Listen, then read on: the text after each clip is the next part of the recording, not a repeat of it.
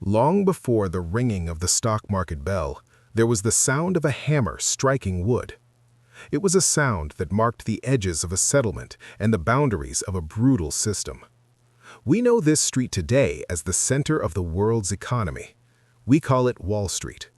But 350 years ago, it was not a street of skyscrapers. It was a dirt path. It was a line of defense. And it was built by people who owned nothing, not even their own names. In the early years of the 17th century, the island of Manhattan was a wild place. It was a hilly, forested land filled with animals and native trails. The Dutch arrived to claim this land for trade. They named their settlement New Amsterdam. Their goal was money. The Dutch West India Company wanted to control the fur trade. They wanted to send beaver pelts back to Europe. To make this happen, they needed labor. They needed men and women to do the hard work. They needed people to clear trees, build houses, and load ships. The company turned to the transatlantic slave trade. In 1626, the first recorded shipment of enslaved Africans arrived in New Amsterdam. They did not come by choice. They were stolen from their homes. They were chained in the dark holds of ships. The voyage was terrible. Many died before they saw land. Those who survived were brought to the docks. They were sold to the company officials and wealthy settlers. These 11 individuals were the first. Many more would follow. They formed the workforce that built the city. Life for these early enslaved people was harsh. They lived in small sheds or attics. They worked from sun-up to sundown. They were not paid. They could not leave. They were property. The Dutch laws of the time treated them as objects. If an owner killed an enslaved person, the law often saw it as damage to property, not murder. The value of a human life was measured in guilders, the Dutch currency. As the settlement grew, the leaders of New Amsterdam began to worry. They feared attacks from other European powers. The English were expanding their colonies to the north. The Swedes were to the south. They also feared the Native American tribes who were angry about the land deals and the behavior of the settlers. The Director General of the colony was a man named Peter Stuyvesant.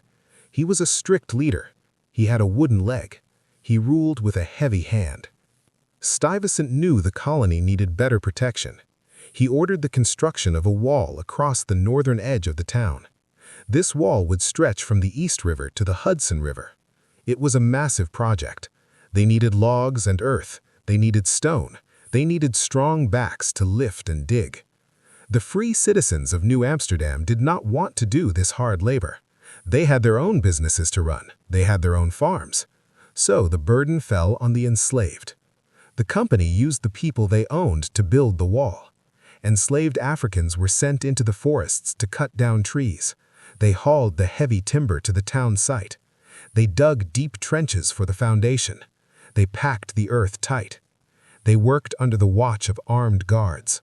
The wall rose slowly. It stood as a stark barrier.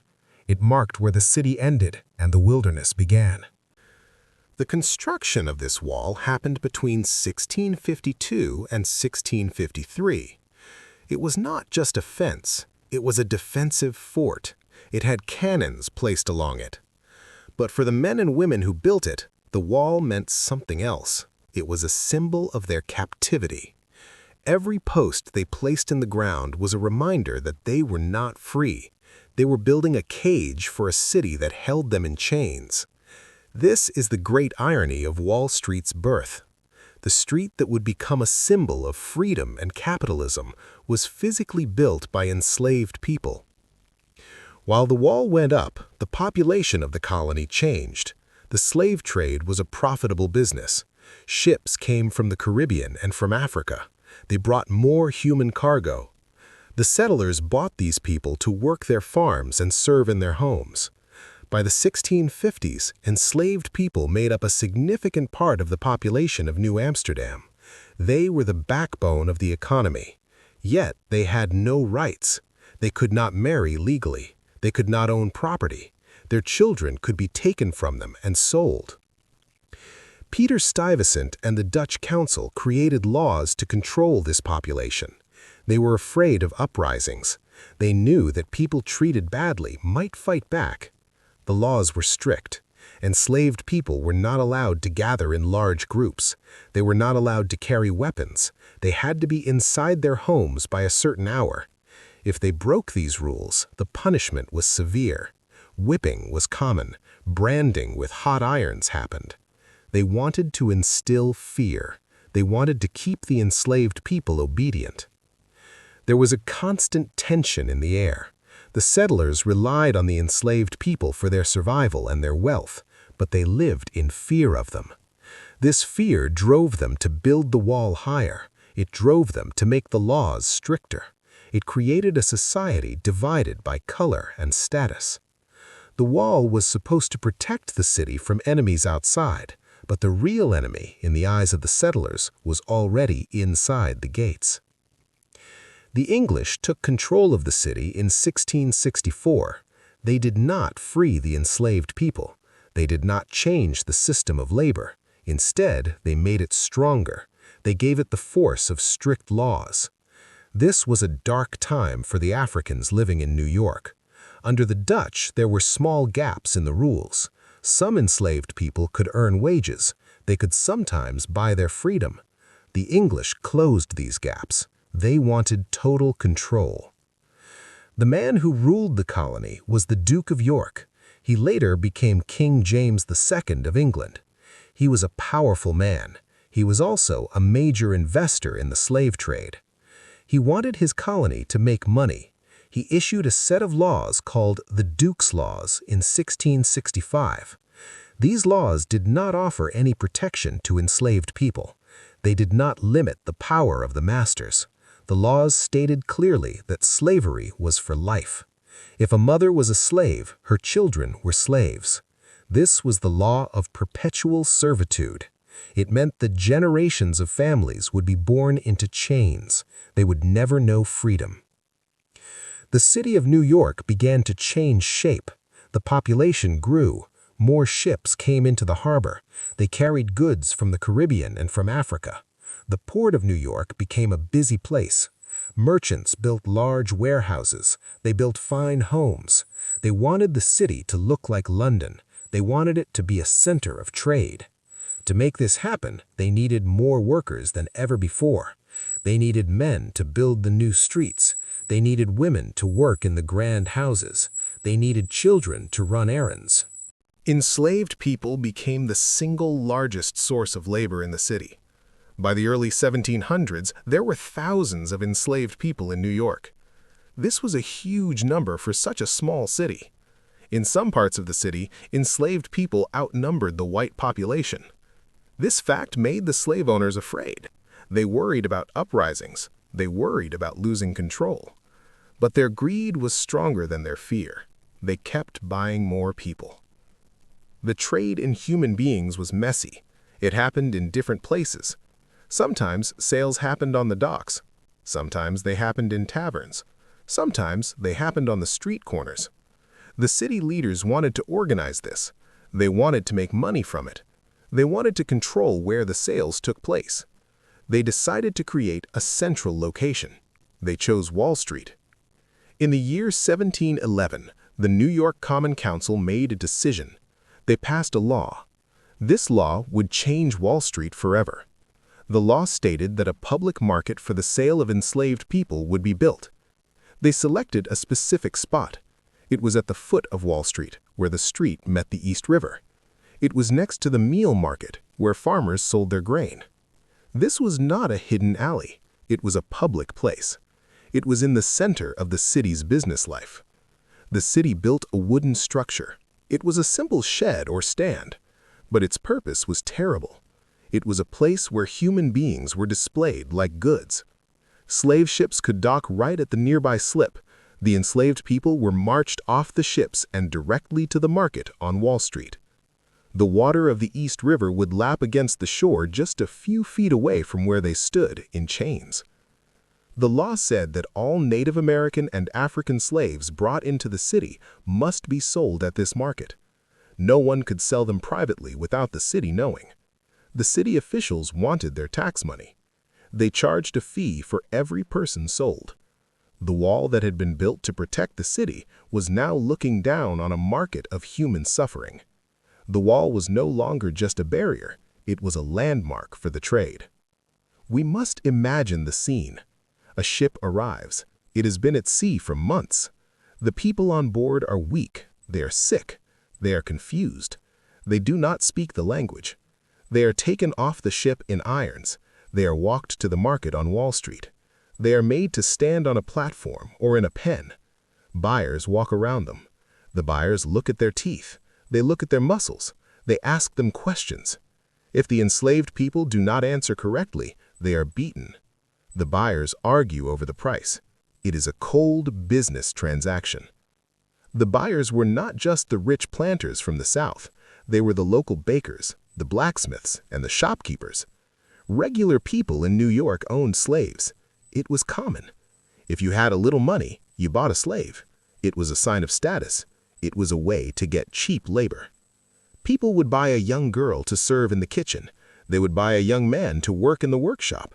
They treated these people as tools. When a tool broke, they threw it away. When a slave died, they bought another one at the market on Wall Street. The market operated every day. The noise of the city mixed with the cries of the enslaved. The bells of the churches rang while the auctions took place. The religious leaders of the city did not stop the trade. Many of them owned slaves themselves. They read from the Bible about freedom on Sundays, but on Monday, they bought human beings at the market on Wall Street. This was the great hypocrisy of the time. The economy of New York was tied to this market. The money made from selling slaves went back into the city. It built new roads. It built new government buildings. It funded the militia. The wealth of the city grew on the backs of the enslaved. The merchants of Wall Street became very powerful. They had a voice in the government. They made sure the laws protected their property. They considered human beings to be property. This growth came with a terrible tension. The city was crowded. The enslaved population lived in close quarters. They saw their families torn apart at the market. They saw their friends beaten in the streets. They heard the talk of the masters. They knew they were considered less than human. This anger built up. It was like a pressure cooker waiting to explode. The market on Wall Street was a daily reminder of their stolen freedom. In April of 1712, just a year after the market opened, the tension broke. This was a terrifying night for the slave owners. A group of enslaved men and Native Americans gathered. They met in an orchard near the center of the town. They had weapons. They had guns, swords, and knives. They set fire to a building. This was the signal. They ran into the streets. They attacked the white colonists. They wanted to strike fear into the hearts of their oppressors. They wanted to fight back against the system that sold them on Wall Street. The fighting was fierce. The colonists were surprised. They did not expect this kind of resistance. The sound of gunfire woke the city. The militia was called out. They were the armed force of the government. They marched into the streets to put down the revolt. They outnumbered the rebels. The enslaved fighters were brave, but they had few weapons. They were forced to retreat. The militia hunted them down through the night. The orchard became a battlefield. The next morning, the city was in shock. The response from the government was brutal. They did not just want to stop the revolt, they wanted to crush the spirit of the enslaved people. They arrested many people. Some were involved in the fight, others were innocent. It did not matter to the court.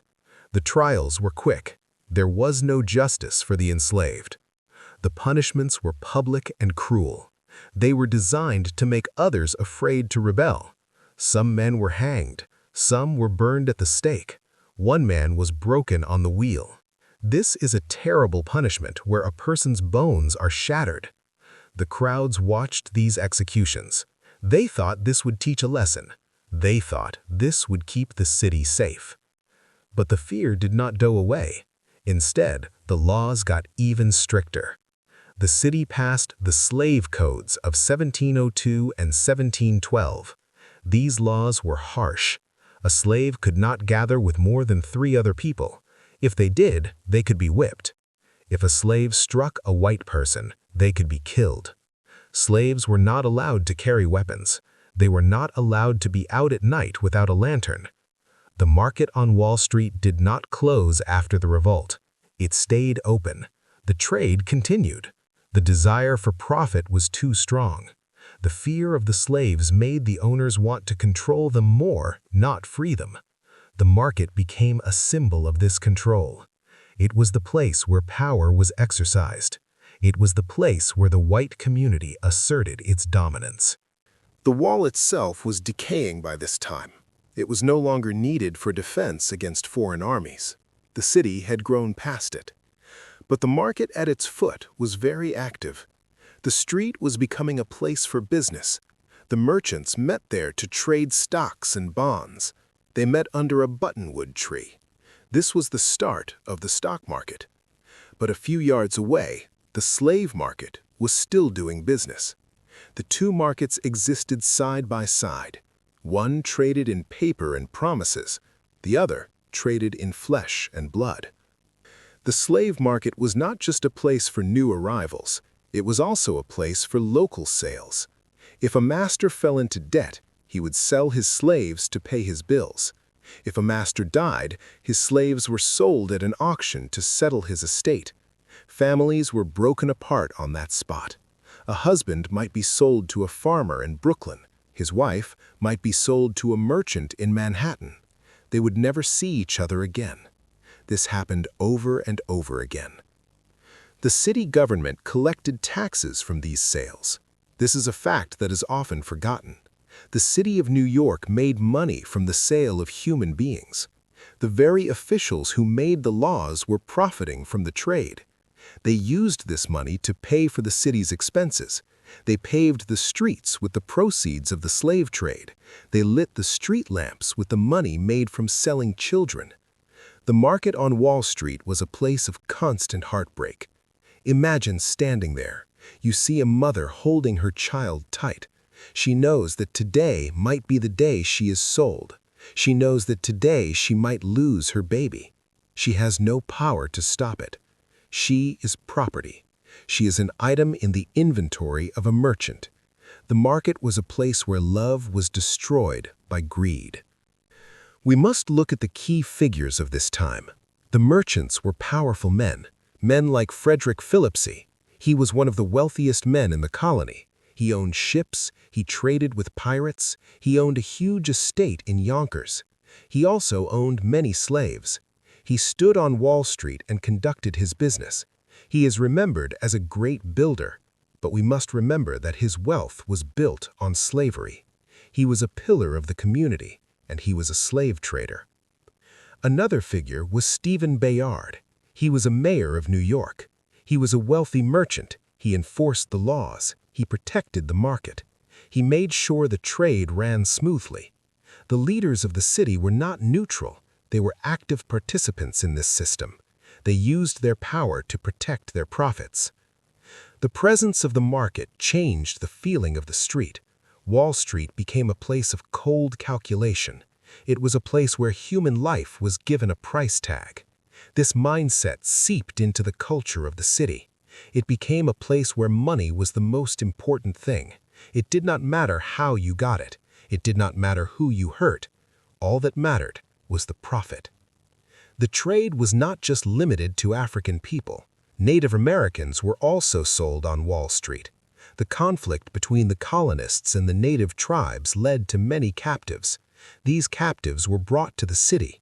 They were sold into slavery. They were sent to the Caribbean to work on sugar plantations. Wall Street was a part of this global network of misery. The market operated for decades. It was a fixed part of the city's landscape. Tourists and visitors wrote about it. They mentioned the Negro market in their journals. They described it as a busy place. They did not seem to see the horror. They saw it as a normal part of doing business in the colonies. This blindness is hard to understand today, but it shows how deeply slavery was woven into the fabric of society. The year 1763 brought the end of the French and Indian War. This changed the political landscape, but it did end the official slave trade in Wall Street. But it did not end the trading of slaves at all. In fact, the economy of New York boomed after the war. More trade meant more demand for labor. The market on Wall Street stayed busy. The city continued to grow. The demand for domestic servants increased. The wealthy wanted more luxury. They wanted more slaves to wait on them hand and foot. The tension in the city remained high. There were rumors of more plots. There were rumors of poisonings. The white population lived in fear of the people they enslaved. They passed more curfews. They added more patrols. But they could not kill the desire for freedom. The desire burned in the hearts of the enslaved. They listened to the talk of liberty in the air. They heard the colonists complaining about their own lack of freedom from England. They saw the hypocrisy. The story of the Wall Street slave market is a story of human endurance. It is a story of people who survived against the odds. They built the city. They fed the city. They cleaned the city. And they were sold in the heart of the city. Their names are mostly lost to history. We do not know the names of the thousands who stood on that platform. But we know they were there. We know they suffered, and we know their labor built the foundation of the economy we see today. The market was not just a local business, it was connected to a global empire. The ships that left Wall Street carried the products of slave labor to other parts of the world. The ships that arrived brought more human beings. It was a cycle that spanned the Atlantic Ocean. Wall Street was a crucial link in that chain. It was the place where the raw material of the slave trade, human lives, was processed and distributed. The history of this market challenges us to think about the meaning of wealth. It asks us to look at the foundations of our financial systems. It forces us to ask hard questions. Can a system built on such cruelty ever be just? The answers are not easy, but we must ask the questions. We must look at the history of Wall Street with open eyes. The market at the foot of Wall Street would eventually close, but the trade did not stop. It moved. It became more private. It happened in taverns and in homes. But the legacy of those years remained. The street became the symbol of American capitalism, but it was always haunted by the ghosts of the enslaved. The history of the market is the shadow behind the wealth. The years after the French and Indian War brought a new spirit to the colonies. The talk of the town was not just about trade, it was about rights. The colonists were angry. They did not want to pay taxes to the King of England. They wanted to govern themselves. They used words like liberty and freedom. They shouted these words in the streets. They printed them in pamphlets. But there was a deep silence when it came to the people in chains. Wall Street was at the heart of this growing storm. The merchants who met there were losing money because of British taxes. They formed groups to protest. They called themselves the Sons of Liberty. They were brave men. They wanted to be free from English rule. Yet many of these same men walked past the slave market every day. They owned slaves. They bought and sold human beings. They did not see the contradiction. They wanted freedom for themselves, but not for the people they owned. In 1766, a group of angry colonists erected a liberty pole in New York. It was a tall wooden pole. It stood as a symbol of their defiance against the British. The British soldiers cut it down. The colonists put it back up. This happened many times. The fighting was not just with words anymore. The city was becoming a dangerous place. The enslaved people watched this fight for liberty. They listened to the speeches. They heard the white men say that all men had a right to be free. They wondered if those words applied to them. The tension finally broke into war. In 1776, the Declaration of Independence was signed in Philadelphia. It declared that all men are created equal. The British Army came to New York to crush the rebellion. They arrived with a massive fleet of ships. The Battle of Brooklyn took place. It was a defeat for the American army. George Washington and his troops had to retreat. They left the city behind. The British took control of New York. They would hold it for the next 7 years. The occupation of New York by the British was a time of chaos. The city became a refugee camp. Thousands of people loyal to the British fled there. The British generals set up their headquarters in the finest homes. The business of the city changed. War was now the main trade. But the slave trade did not stop. In fact, it changed in a way that terrified the slave owners. The British saw a chance to hurt the American rebels. They knew the economy of the rebels relied on slave labor, so the British made a promise. They said that any enslaved person who escaped from their rebel master and came to the British lines would be free. This was called the Philipsburg Proclamation. It was a powerful weapon. Enslaved people heard the news. They saw a chance. They risked their lives to run away. They slipped out of the city at night. They navigated the dangerous swamps and forests. They reached the British ships. Thousands of them did this. They wanted to be free. The British kept their word, though not always for noble reasons. They put these runaways to work as laborers, servants, or soldiers. The American slave owners were furious. They saw their property walking away. They demanded the British return the slaves. The British refused. Wall Street, which was once a place where slaves were sold, became a place where the issue of slavery was fought over with ink and paper. The Americans claimed it was theft. The British claimed it was an act of war. During this time, the city suffered. A great fire broke out in 1776. It burned down a large part of the city. The ruins were still smoking when the British settled in. Wall Street was lined with damaged buildings, but the British Army rebuilt parts of it for their own use. The street was filled with red-coated soldiers. It was no longer a place for American merchants. It was a military zone. The war dragged on until 1781. The British finally surrendered at Yorktown, but they did not leave New York immediately. They stayed for 2 more years. It was a time of uncertainty. The enslaved people who had escaped to the British were afraid. What would happen when the Americans came back? Would they be sent back to slavery? In 1783, the British finally prepared to leave. The Americans, led by General Washington, were ready to take back the city. There was a tense negotiation over the slaves who had escaped. The British commander, Sir Guy Carleton, insisted that the former slaves were free and must be allowed to leave. Washington argued for the property rights of the slave owners. Carleton did not back down. He made a list of every former slave who had left the city with the British. This list was called the Book of Negroes. It contained the names of thousands of men, women, and children. They were put on ships and taken to Nova Scotia in Canada, or to England, or to the Caribbean. They left with their freedom. This was a great loss to the slave owners of New York, but for those who escaped, it was a new life. On November 25, 1783, the British left. This day is known as Evacuation Day. The American troops marched into the city. George Washington rode down the length of Manhattan. The crowds cheered. The war for independence was over. The United States was a free nation. But the question remained, who was truly free? The city of New York was in ruins. It had to be rebuilt. The merchants returned to Wall Street. They wanted to get back to business. They wanted to make money. And they still relied on slave labor. The war had changed the laws, but it had not changed the hearts of the men who owned the city. In 1785, the new government of the United States met in New York City. The capital was moved here before it went to Washington, D.C. New York was the center of the new country. Wall Street became the political heart as well as the financial heart.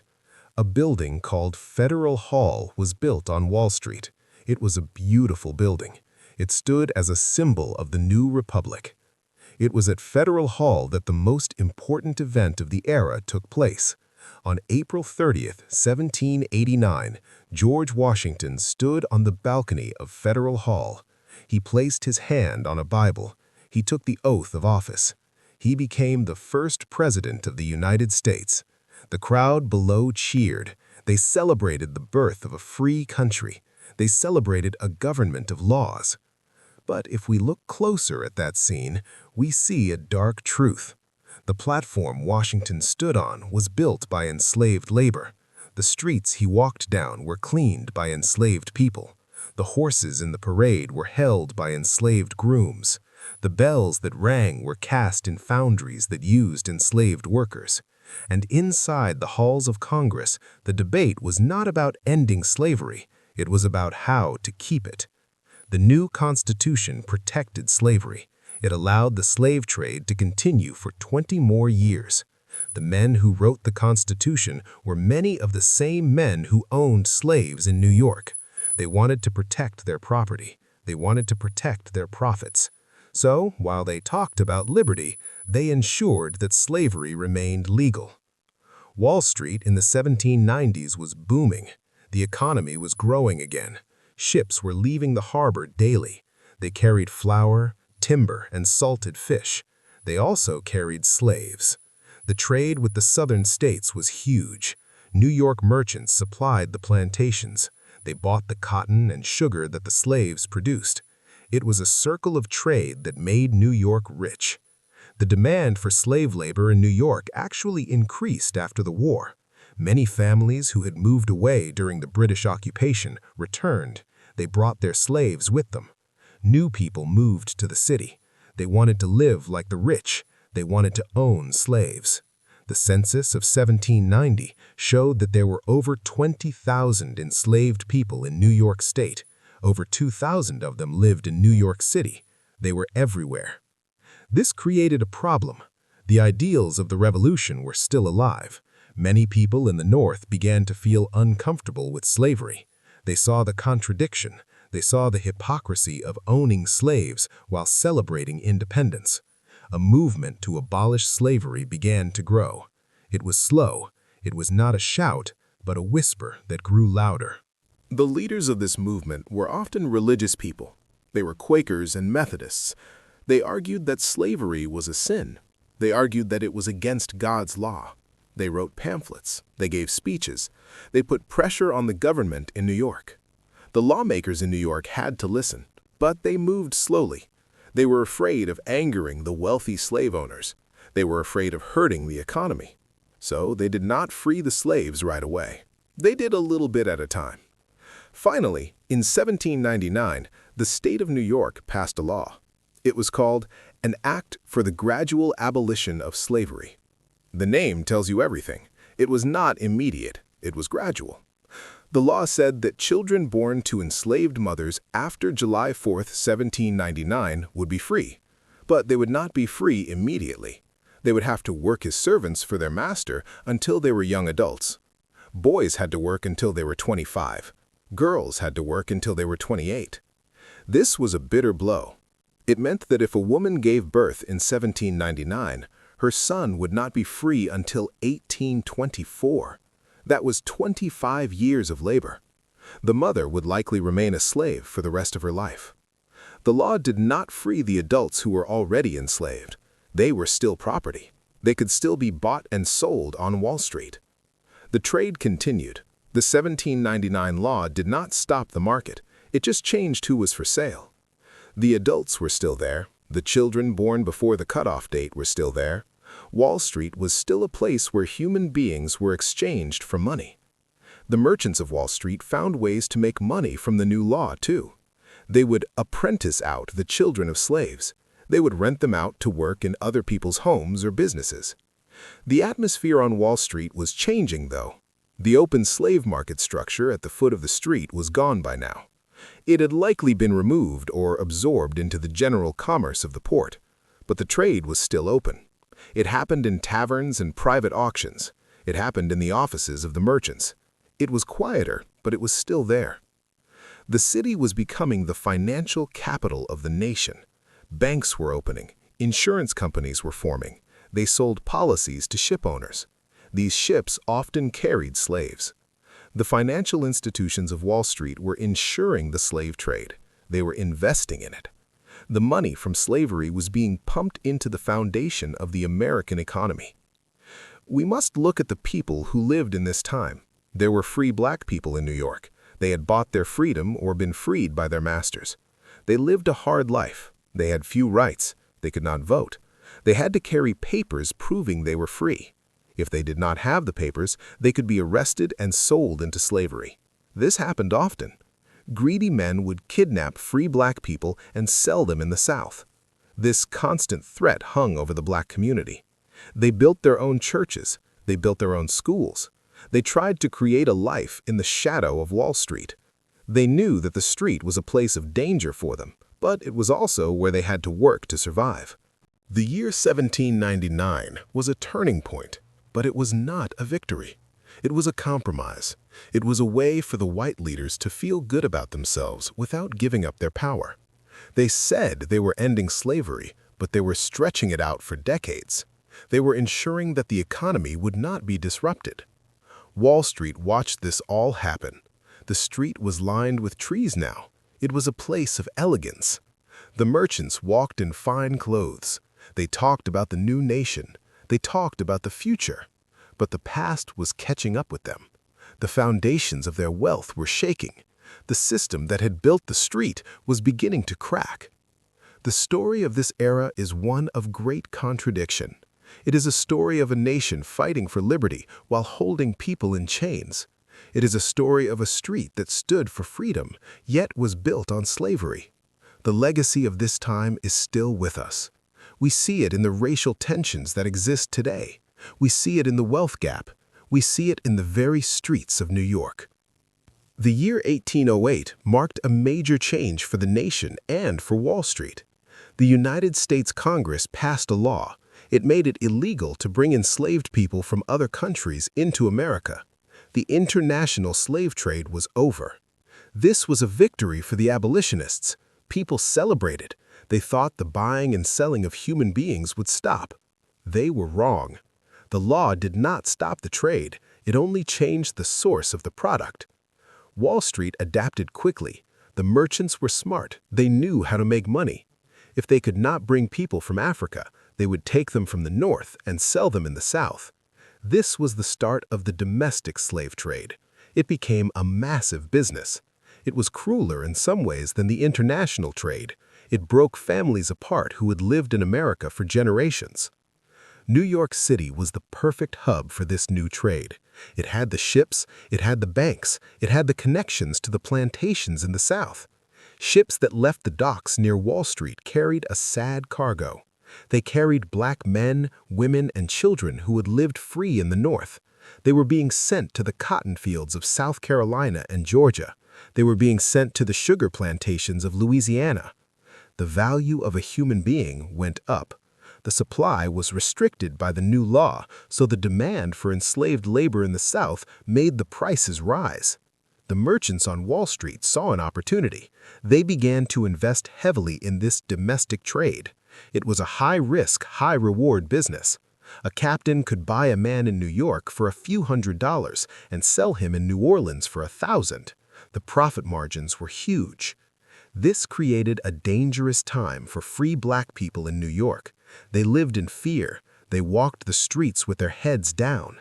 They knew that at any moment they could be grabbed. A gang of kidnappers roamed the city. They were ruthless. They snatched children off the street. They took adults from their beds at night. They did not care if their victims were free or enslaved. They only cared about the money. These kidnappers had a system. They had judges on their payroll. They had corrupt police officers who looked the other way. This group became known as the Kidnapping Club.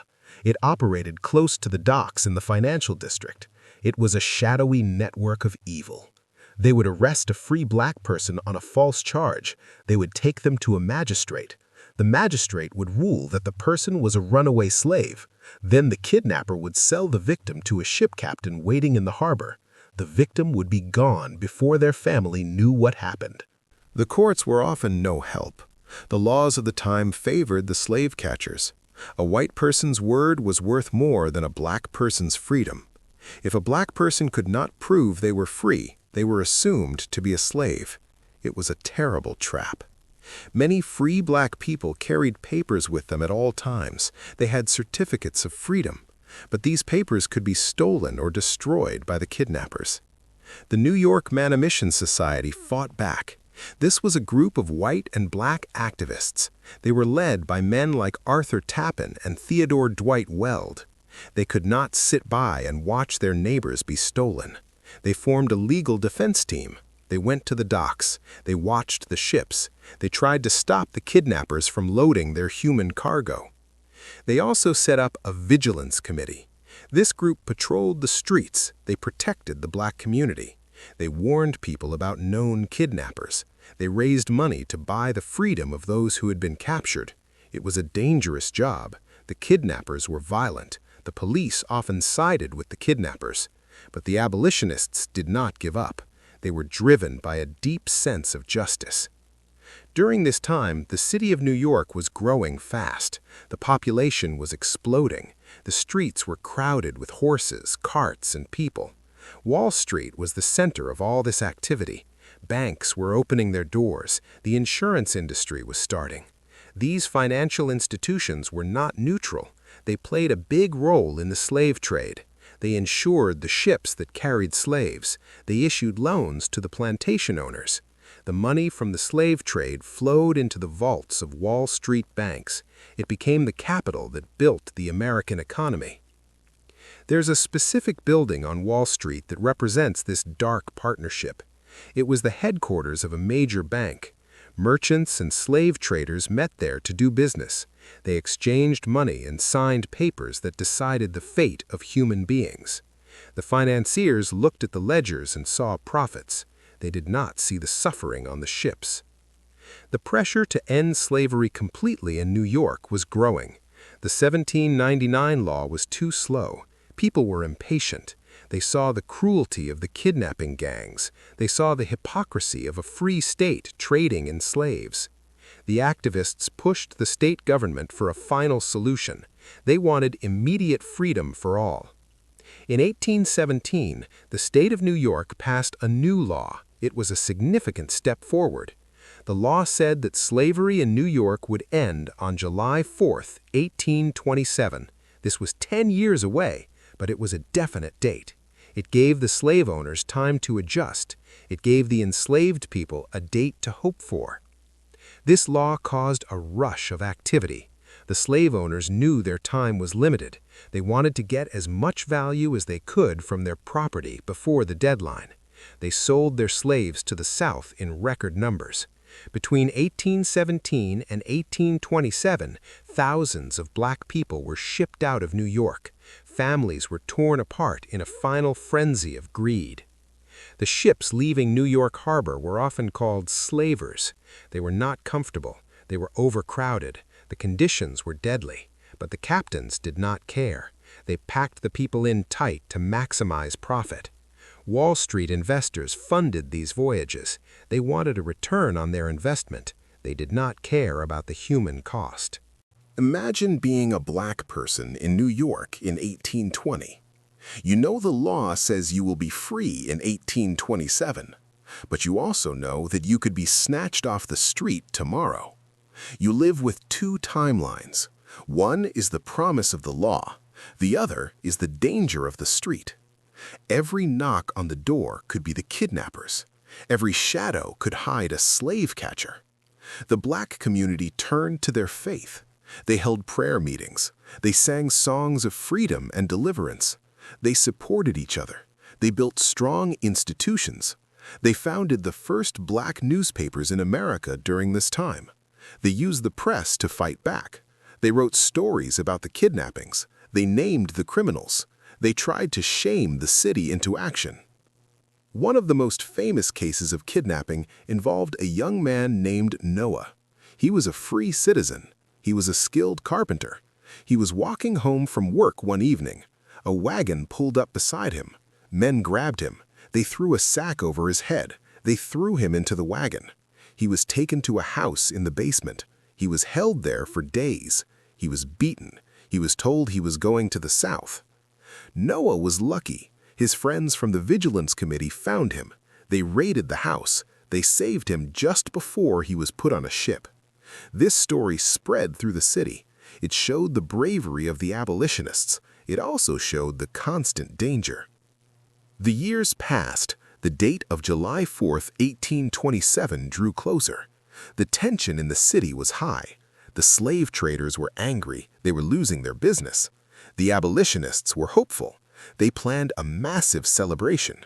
The black community prepared for a new day. Wall Street watched these events with a cold eye. The merchants were already looking for new markets. They knew that slavery would continue in the South. They knew that cotton was king. They shifted their focus from selling people in New York to financing the cotton plantations in the South. The money from slavery would still flow through Wall Street. It would just travel a different path. The Law of 1817 was a victory, but it was not a total victory. It left many people behind. It allowed the slave owners to sell their human property in the South. It allowed the domestic trade to boom. But it did set a limit. It said that in New York, the era of legal slavery was ending. The countdown to 1827 was a time of fear and hope. It was a time when the city wrestled with its soul. The financial power of Wall Street was built on slavery, but the moral power of the people was rising.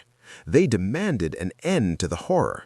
They demanded that the promise of liberty be real for everyone. When the day finally arrived, the city held its breath. The black community woke up before dawn. They put on their best clothes. They gathered in the churches. They walked out into the sunlight as free people. The bells of the city rang. But the shadow of Wall Street was still there. The past was not so easily erased. The history of this period is complex. It is a story of greed and cruelty. It is also a story of resistance and courage. The kidnapping club tried to steal the future. The abolitionists fought to secure it. Wall Street financed the trade, but the people eventually forced the law to change. We must remember the names of those who fought. We must remember the names of those who were stolen. They are the ghosts of Wall Street. They are the silent witnesses to the birth of American capitalism. Their struggle paved the way for the future fights against injustice. The Battle of 1827 was just one step in a long journey. The road to true equality was still far ahead.